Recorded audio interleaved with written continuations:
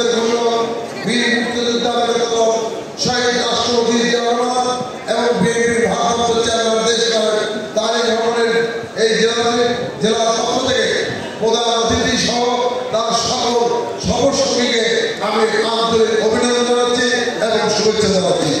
এবং সেই সঙ্গে আজকে প্রধান বক্তাকে আমি বগুড়াবাসীর পক্ষ থেকে স্যালুট জানাই যে আজকে এই অসুস্থ অবস্থায় বগুড়াকে ভালোবেসে বগুড়ার শ্রমিক সমাজকে ভালোবেসে আজকে আমি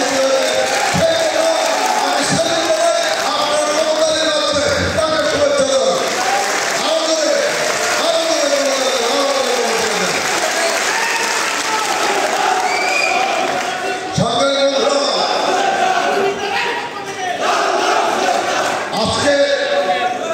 যে কথাটা বলতে চাই, শ্রমিক সংগঠন আমরা যত সংগঠন করি এই শ্রমিক সংগঠন সবচেয়ে বেশি কঠিন। ট্রেড ইউনিয়ন যারা করে তাদেরকে অনেক কিছু জানতে হয়, শিখতে হয়, বুঝতে হয়। তাদের ট্রেড অর্গানাইজেশন অত্যন্ত একটি গুরুত্বপূর্ণ সংগঠন। এই সংগঠন করা কঠিন সংগঠন। আজকে আমরা যারা শ্রমিক সংগঠন করি, শ্রমিক সংগঠনের একটা দিক রয়েছে। যখন সরকার থাকে তখন শ্রমিকদের অভাব হয় না, যখন সরকার থাকে না তখন শ্রমিক সংকট দেখা যায়। আমরা এটা লক্ষ্য করেছি, বিগত আন্দোলনে আমরা এটা লক্ষ্য করেছি।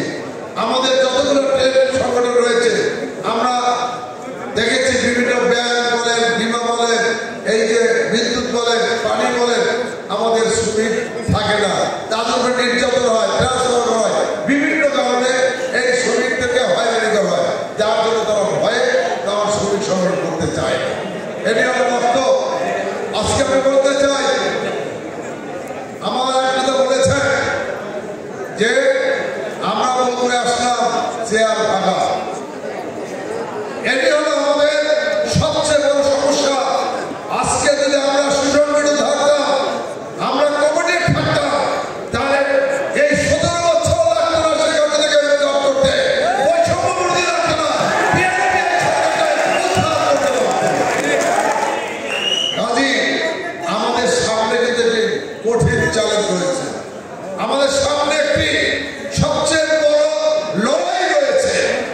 আমাদের নেতা ভারপ্রাপ্ত চেয়ারম্যান তারেক রহমান বলেছে আগামী নির্বাচনটি হবে বাংলাদেশের যতগুলো নির্বাচন হয়েছে সবচেয়ে কঠিন নির্বাচন, চ্যালেঞ্জিং নির্বাচন।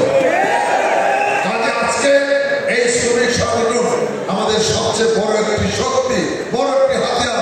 এই শ্রমিক সংগঠনকে আমাদের সুসংগঠিত এবং শক্তিশালী করতে হবে।